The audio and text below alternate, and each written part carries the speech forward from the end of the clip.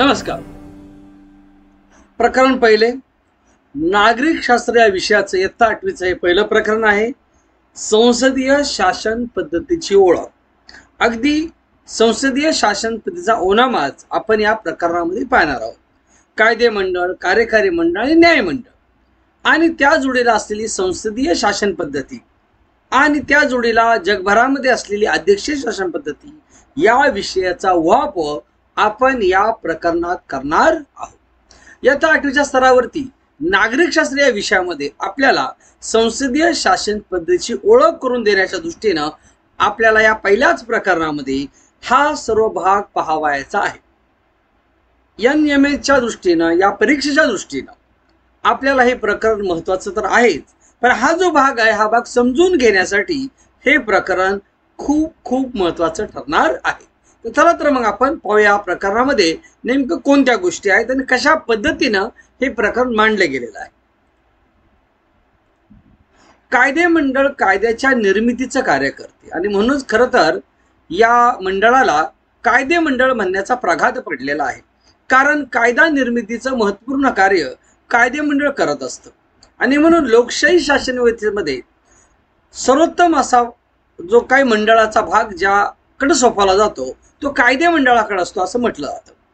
कार्यकारी मंडळ त्या कायद्याची प्रत्यक्ष अंमलबजावणी करत असते, कारण कायदे करणारे अनेक सभासद किंवा सदस्य असतात, परंतु याची प्रत्यक्ष अंमलबजावणी प्रत्येक सदस्याच्या देखरेखीखाली होत नाही. तर त्यासाठी निवडून आलेले एक मंडळ, कार्यकारी मंडळ, या संदर्भातली अंमलबजावणी करत असते.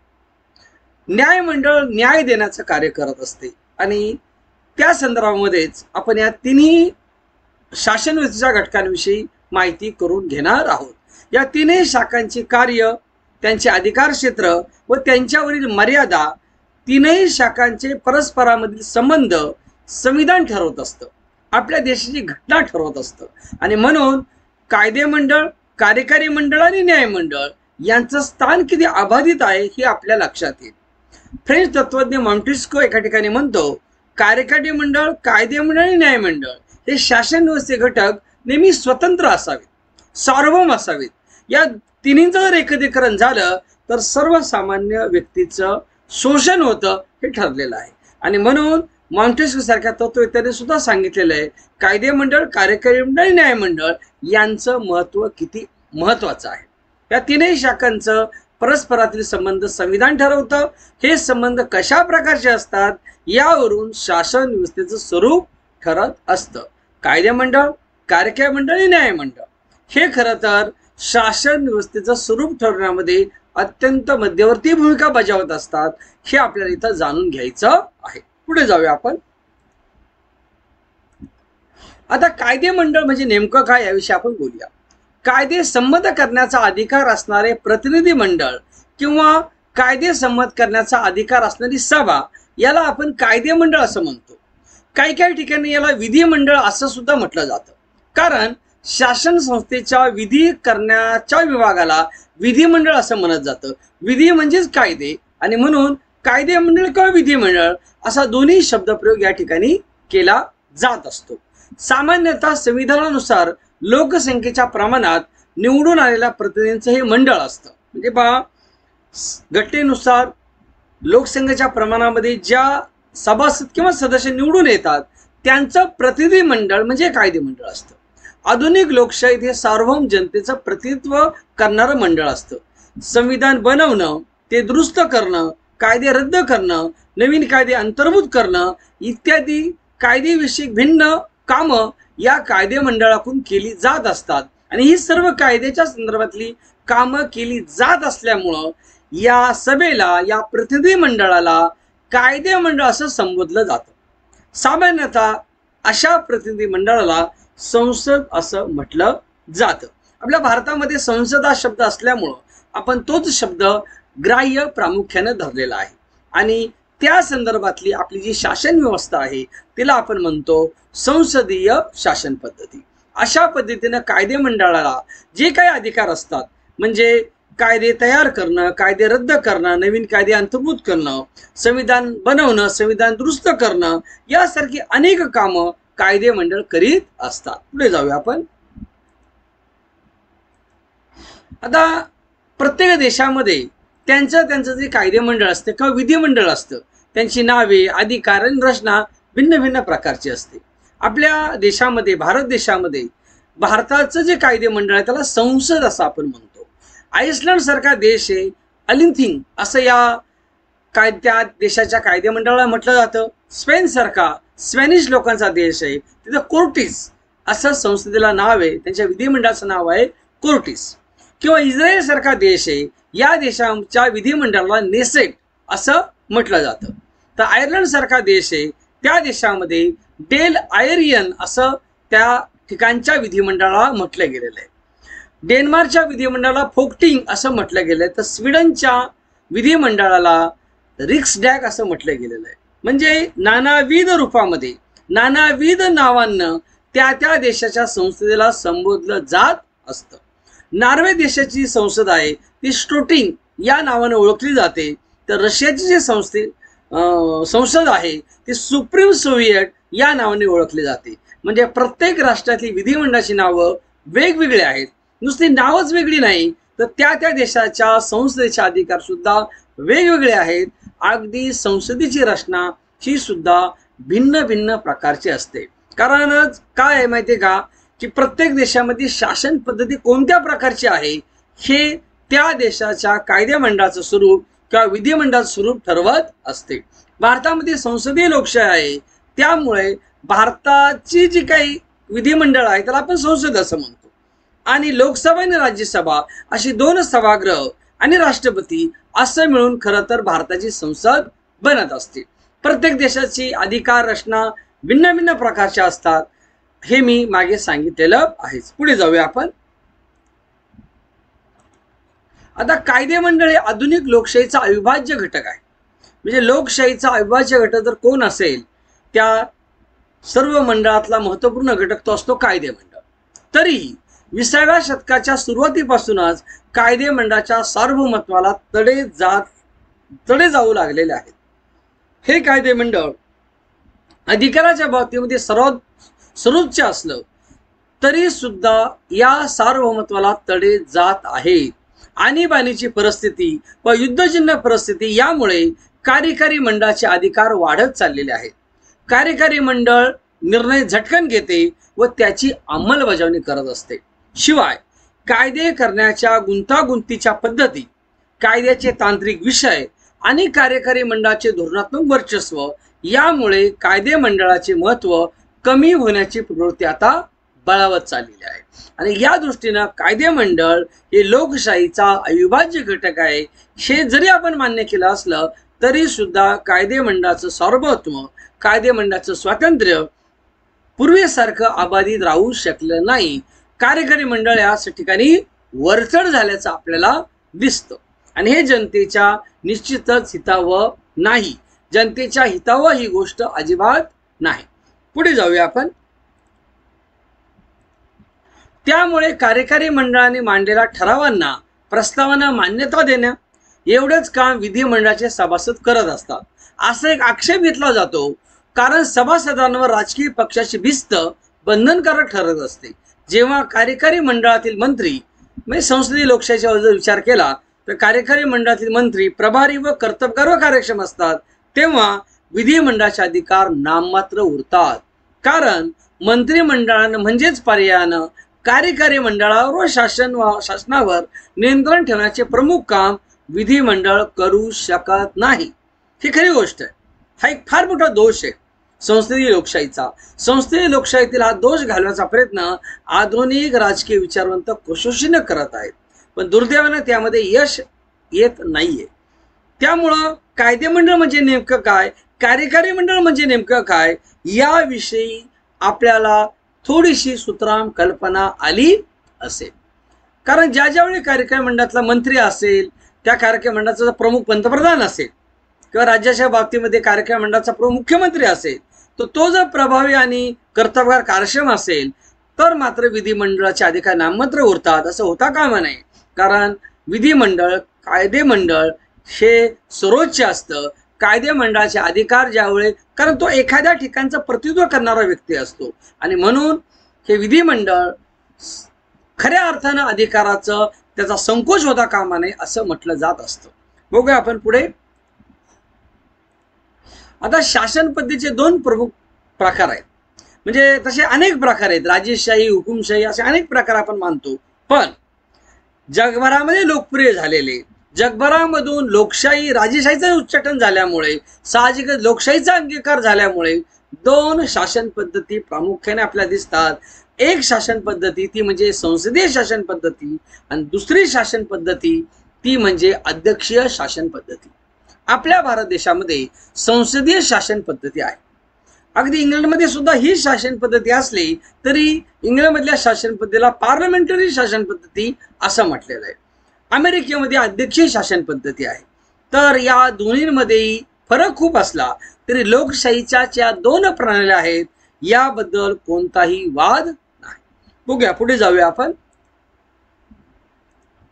आता संसदीय शासन पद्धती म्हणजे नेमकं काय? संसदीय शासन पद्धती ही प्रामुख्यानं इंग्लंडमध्ये विकसित झालेली आहे. इंग्लंडमध्ये अलिखित संविधान असून आजही तेथील बराच असा राज्यकारभार रूढ संकेताच्या आधारे चालतो. आता बघा, आपल्या भारताची जी शासन पद्धती आहे ती लिखित घटना आहे, लिखित संविधान आहे. त्या उलट इंग्लंडचं जे संविधान आहे ते अलिखित आहे. पार्लमेंट ही अशीच तिथे उत्क्रांत झालेली संस्था आहे. पार्लमेंटवर आधारित पार्लमेंटरी शासन पद्धती हे इंग्लंडचं योगदान मानलं जातं. भारतातील शासन पद्धती संसदीय शासन पद्धती म्हणून आपण स्वीकारली आहे. पार्लमेंटरी शासन पद्धती म्हणजे संसदीय शासन पद्धती, पण दोन्हीमध्ये थोडासा फरक आहे. भारतातील शासन पद्धती संसदीय शासन पद्धती म्हणून आपण स्वीकारली जरी असली, अर्थात इंग्लंडमधील पार्लमेंटरी शासन पद्धती व भारतामधील संसदीय शासन पद्धती यामध्ये व्यापक अर्थानं साम्य दिसतं. व्यापक अर्थाने विचार करता साम्य दिसतं. अगदी सूक्ष्मरित्या पाहिलं तर आपल्याला यामध्ये बराचसा फरक दिसून येतो. कारण इंग्लंडमध्ये जर घटनात्मकदृष्ट्या राणी जरी असली तरी आपल्याकडं मात्र राष्ट्रपतीला ते स्थान आहे. तिकडे पंतप्रधान आहे, आपल्याकडे सुद्धा पंतप्रधान आहे. तर असा एक सूक्ष्म फरक आपल्याला इंग्लंडच्या या पार्लमेंटरी शासन पद्धतीमध्ये प्रामुख्यानं दिसत असतो.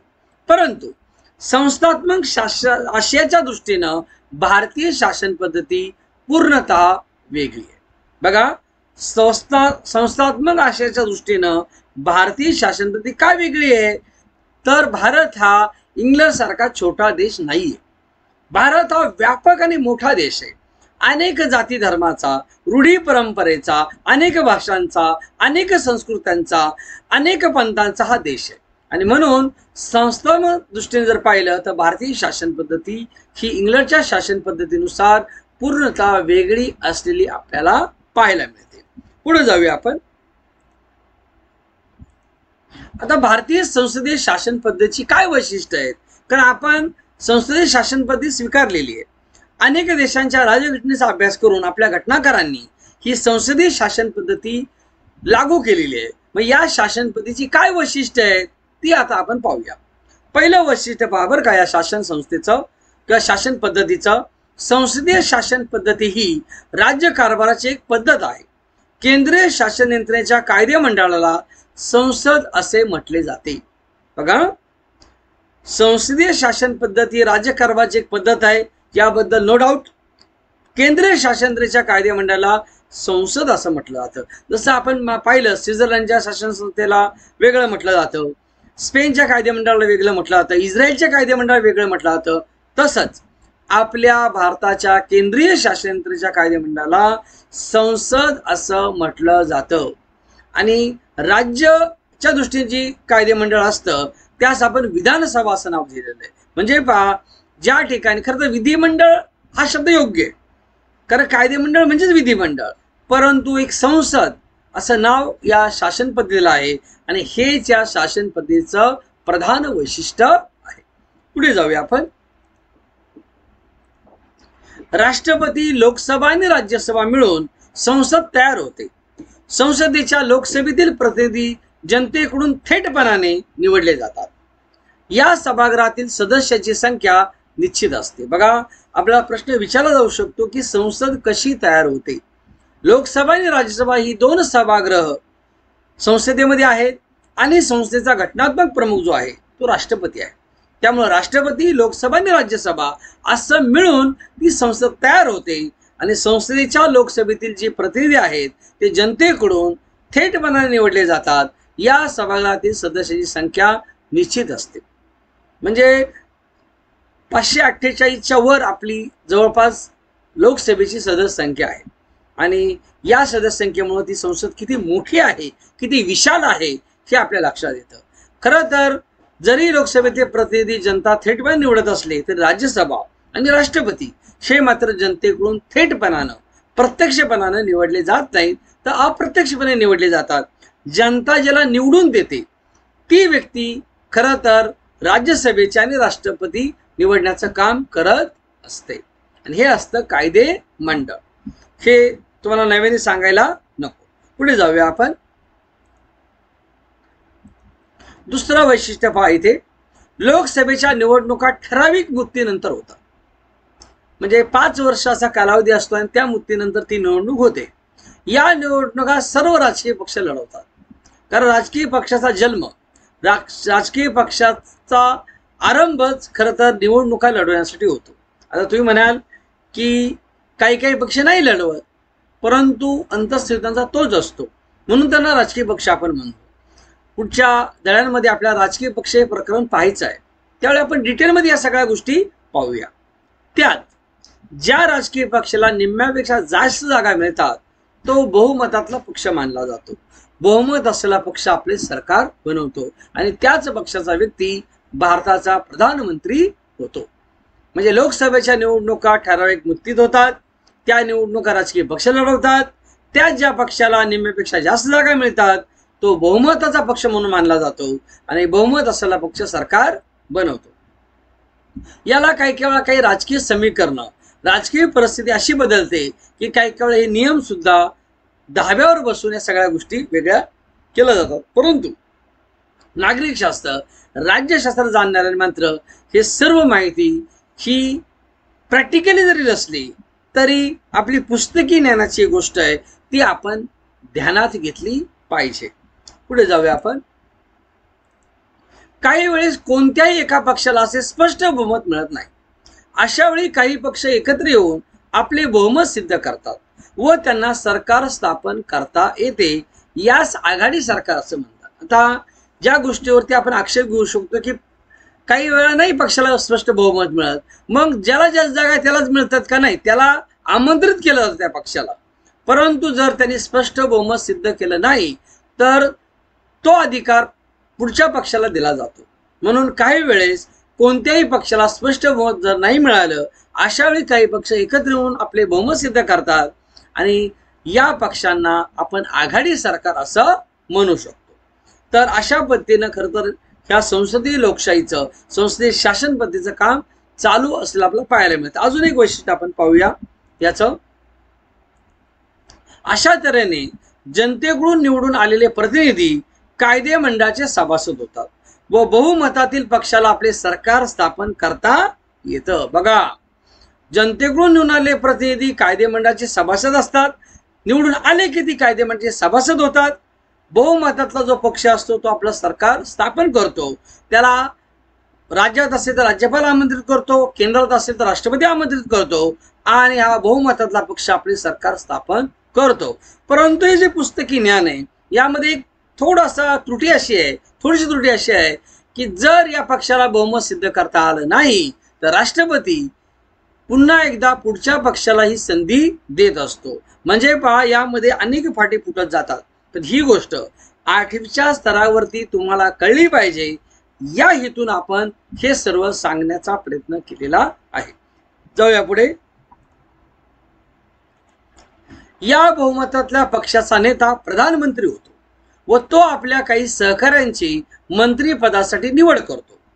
प्रधानमंत्री व त्यांनी निवडलेले मंत्रिमंडळ हे संसदीय शासन पद्धतीतील कार्यकारी मंडळ आहे. बघा, आतापर्यंत जी आपण माहिती घेत होतो ती कायदे मंडळाची माहिती होती. कायदे मंडळाचे सभासद हे कार्यकारी मंडळाचे सभासद असतात, पण कार्यकारी मंडळाचे सदस्य हे कायदे मंडळाचे सदस्य असतीलच असं नाही.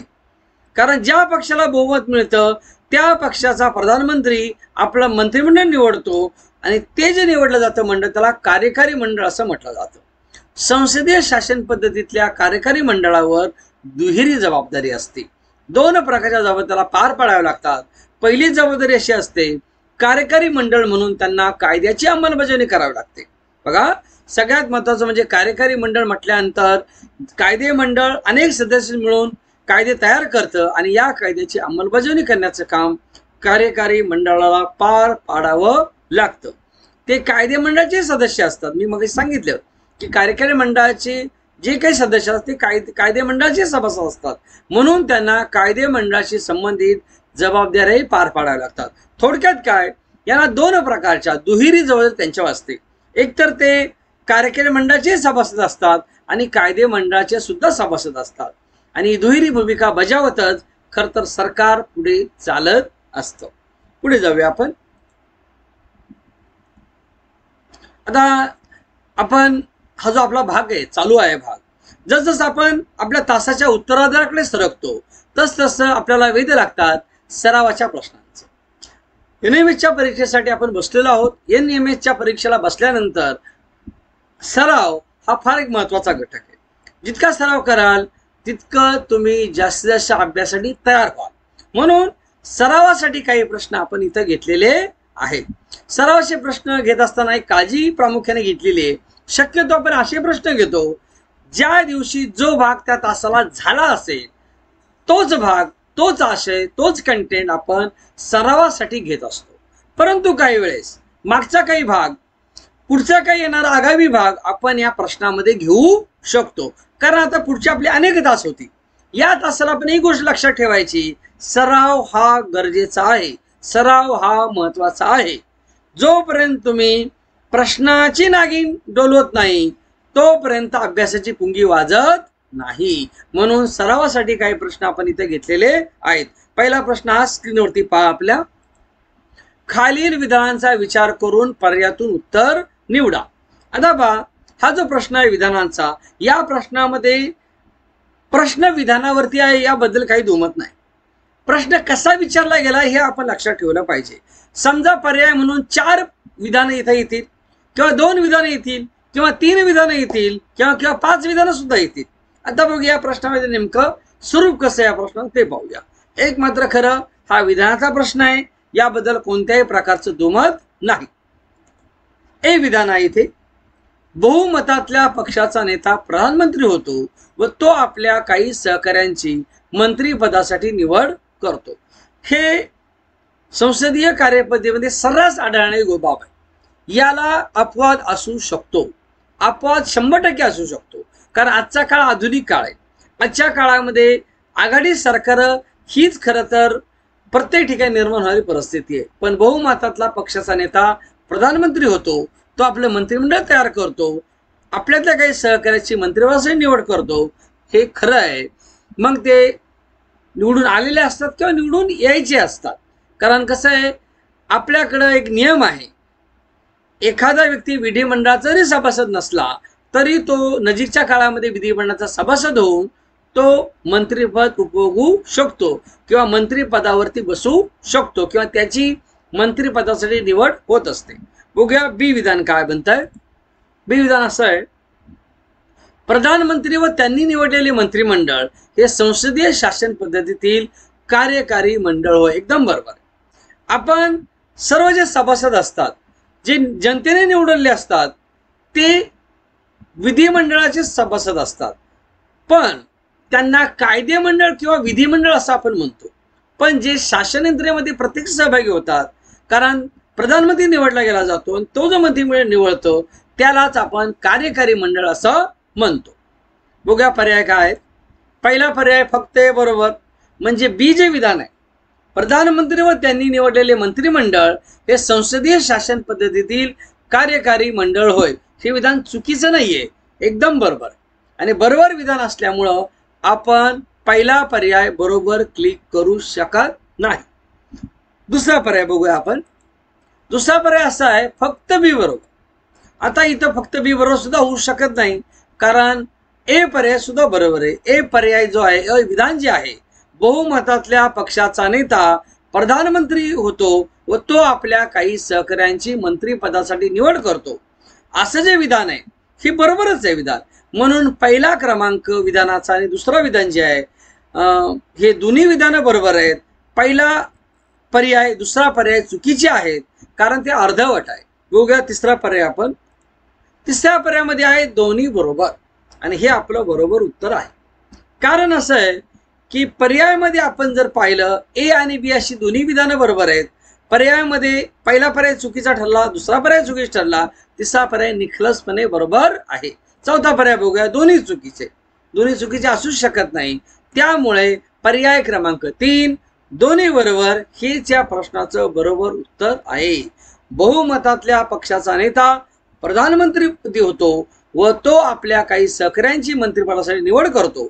प्रधानमंत्री व त्यांनी निवडलेले मंत्रिमंडळ हे संसदीय शासन पद्धतीतलं कार्यकारी मंडळ होय, आणि ही दोन्ही विधानं बरोबर आहेत. त्यामुळं पर्याय क्रमांक 3 जो आहे आपला तो अत्यंत बरोबर आहे. या प्रश्नानंतर आपण थांबणार आहोत.